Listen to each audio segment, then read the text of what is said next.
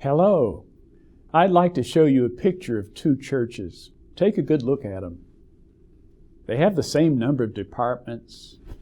Their members are quite diverse in culture and ideology. Some are liberals, some are conservatives, some are in between, different ages. But something about these two churches is different. What is it? Church A is a busy church doing lots of good things, but the people there are working independently and in some cases competitively without a compelling mission to guide their collective efforts. The results are crowded church calendars, duplication of effort, church officer burnout, and a community around it that barely knows it exists.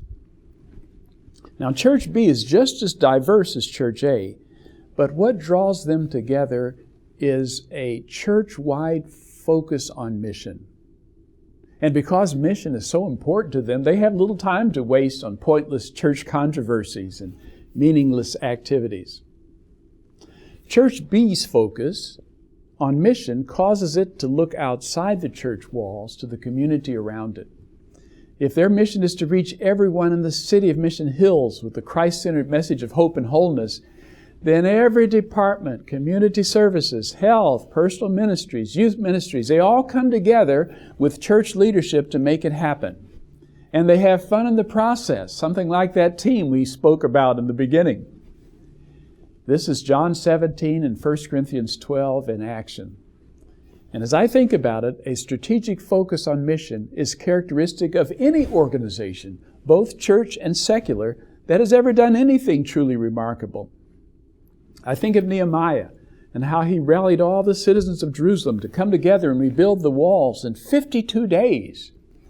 I think of the early church that within one generation of Christ's resurrection, they turned the world upside down.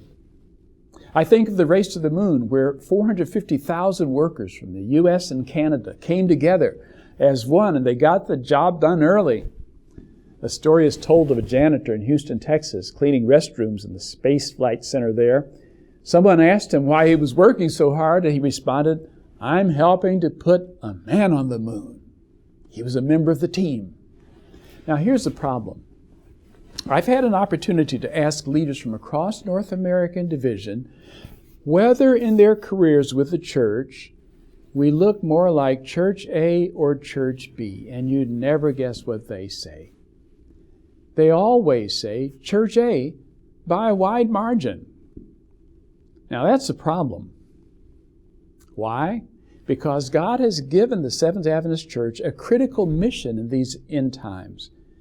Operating like Church A will never accomplish mission.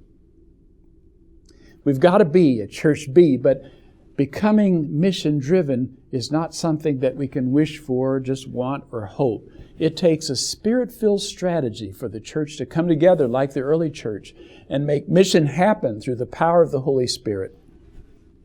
Today, your organization faces a choice between the status quo or establishing a culture of deep change in the interest of accomplishing mission.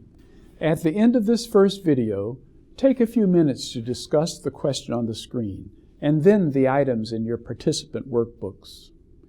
May God help you in your determination to become a mission-driven church and turn your world upside down.